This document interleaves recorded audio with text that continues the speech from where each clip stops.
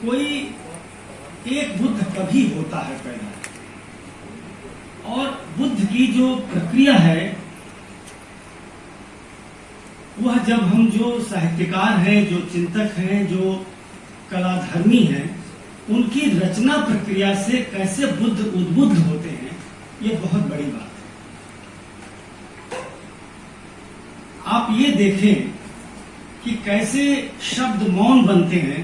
जैसे गेज या निर्मल वर्मा ने इस बात को बार बार कहा कि जो काम कभी शब्द नहीं कर पाते वो मौन करते हैं।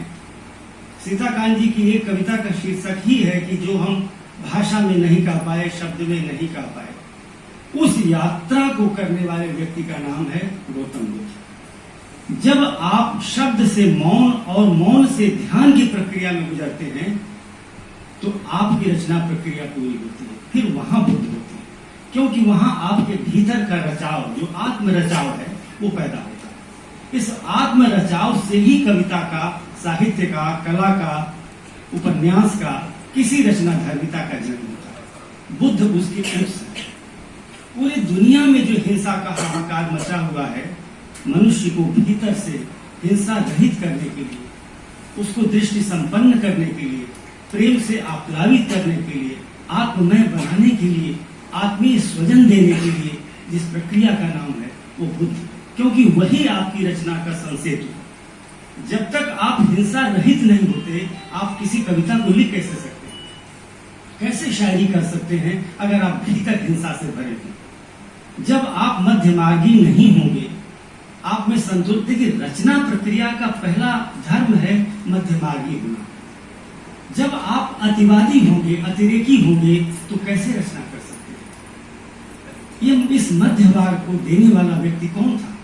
वो भगवान गौतम बुद्ध थे। उन्होंने जिस रास्ते को चुना, उस रास्ते में यह था कि आप किसी वीणा को ऐसा न बजाएं कि टूट जाए उसके तार, और ऐसा ढीला न तो छुए कि उसमें से आवाज ही नहीं। बिल्कुल वैसे ही कविता की रचना प्रक्रिया है, किसी साहित्य की रचना प्रक्रिया। इश्क पर जोर नहीं गालिब। किसी चीज पर बहुत ज्यादा जोर देने से वो ध्वनि खंडित हो जाती है। इसीलिए कबीर ने भी कहा कि काकर पाथर जोड़ कर मस्जिद लई छवाए, और आगे कहते हैं कि का बहिरा हुआ खुदा है। यानी बहुत ध्वनि करने से जो भीतर का आलाप है वो खत्म हो जाता है। इसीलिए मलेज ने उसको एक आलाप की प्रक्रिया कही।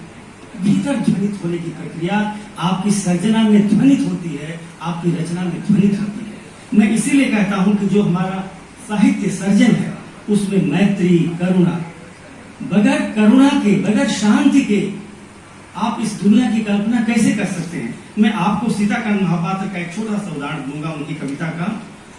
अंधकार में एक रोशनी है जो दूर से चल के आती है, जैसे बुद्ध का चेहरा, शांति की आवाज लेकर। रमाकांत रथ जी कहते हैं बुद्ध के बारे में, हे तथागत, तुम्हारे पद चिन्हों पर यह जीवन बिखर रहा है और हम खोज रहे हैं अपनी करुणा में तुम्हारी शांति, अपनी करुणा में तुम्हारी शांति। शांति मित्रों कहीं बाहर नहीं है।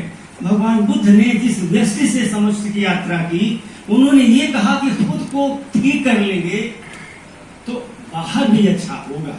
इसीलिए जो न्यू बुद्धिज्म है, आप जानते हैं वह क्या है, वो एक सामाजिक यात्रा है।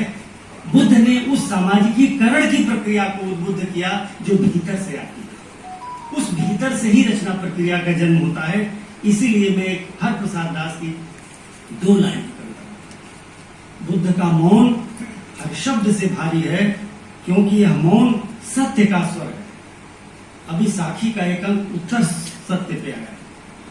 सत्य के इतने रूपाकार हैं, सीताकांत जी कहते हैं कि सत्य को जब आप ढूंढने जाते हैं तो इतने मेटाफर, इतने रूपक उसके सामने आते हैं कि जिस सत्य को ढूंढने चलते हैं वो वहीं बदल जाता है। आपका खुद का सत्य है, समाज का खुद का सत्य है, संस्था का खुद का सच है।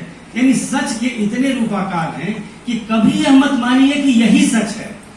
सच के अगर बहुलार्थ नहीं है, प्लुरलिज्म नहीं है, तो वह सच नहीं है। सच का अगर आपने एकीकरण किया तो तानाशाही है।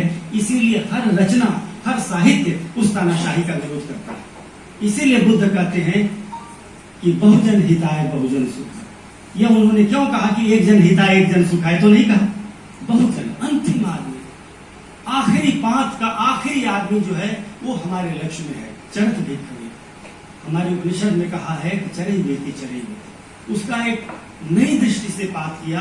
भगवान बुद्ध ने नई दृष्टि से कहा कि जो अंतिम जन है, और हर रचना का, साहित्य के हर उत्स को आप देखिए, उसका लक्ष्य कौन है? वो आखिरी आदमी है जो समाज में पीड़ित है, क्षुधित है, वंचित है, दलित है, दमित है। भगवान बुद्ध उसके लिए खड़ा होते हैं।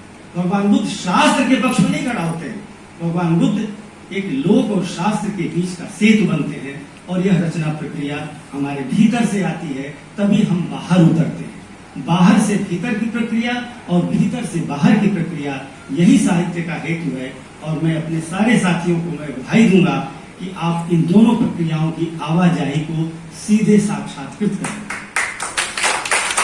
आपको बहुत साधुवाद देता हूँ, बहुत धन्यवाद देता हूँ उस चाक्षुष यात्रा को, जिसकी हमारे विदुषी मृदुला सिन्हा जी अभी बोलेंगी, इस चाक्षुष वृत्ति की। क्योंकि जो आंखें खुली देखती हैं वो पूरी तरह नहीं देखती, जो आंखें भीतर से देखती, अविगत गति कछु कहत न आवे, सूरदास, जो मीठे गूंगे फल कौरस अंतर्गत ही भावे। जैसे गूंगे को आप कहेंगे कि मीठे की परिभाषा बताओ, नहीं बता सकता, वैसे ही जो सत्य को पा जाता है वो सत्य का बका नहीं कर सकता। अगर आप किसी से प्रेम करते हैं तो आप यह कह नहीं सकते कि मैं तुमसे प्रेम करता हूं, क्योंकि वह अव्याख्येय है, अनिर्वचनीय है। इसी तरह से सत्य भी अनिर्वचनीय है, और यही बात गौतम बुद्ध कहते हैं। नमस्कार, धन्यवाद।